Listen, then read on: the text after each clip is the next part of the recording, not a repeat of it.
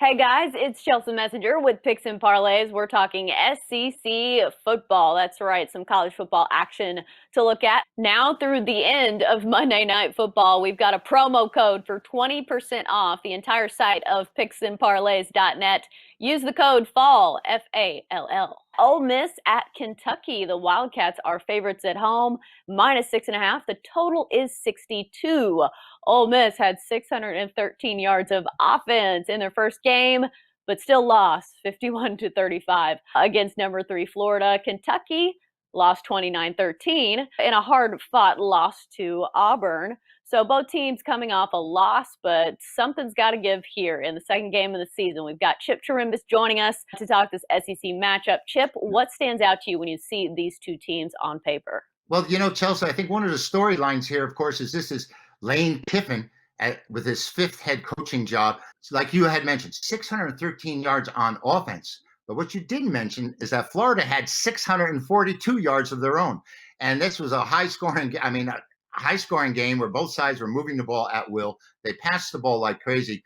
The problem for Mississippi here is they've only covered 4 of the last 13 times as dogs. And Kentucky last week, of course, everyone had Kentucky, not everyone, but I'll just say that Kentucky, there was a move on them against Auburn last week. And they committed a number of turnovers in the second half. Auburn ran away from them.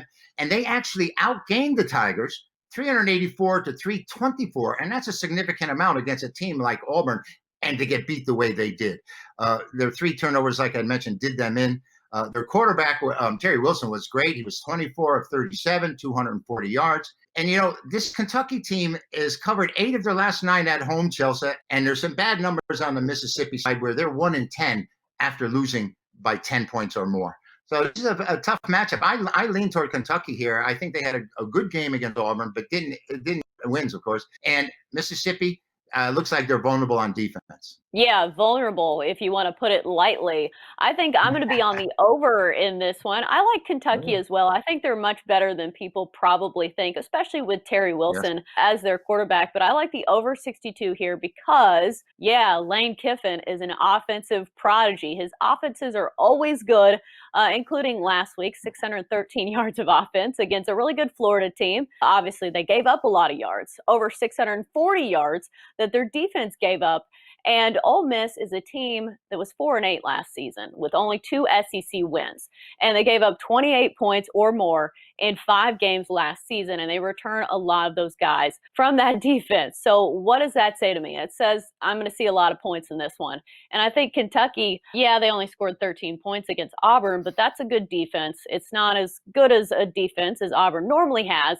But they also had a touchdown that I think was taken off the board. If you watch that game, Kentucky, it looked like they had crossed the plane into the end zone, and the refs didn't count it. And then they gave up a pick 6 to end the quarter, I think. So I don't think Kentucky is as bad as they looked against Auburn. That game was pretty close going into the fourth quarter. So I think they score some points here, especially on this Ole Miss defense that has not been good. So I'm going over the total of 62.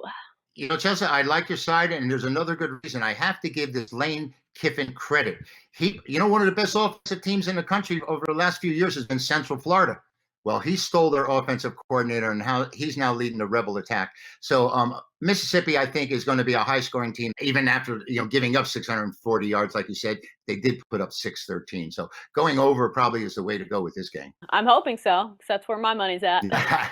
That's going to do it for our SEC football talk here on Picks and Parlays. Good stuff from Chip Chirimbes. Chip, thanks for joining us.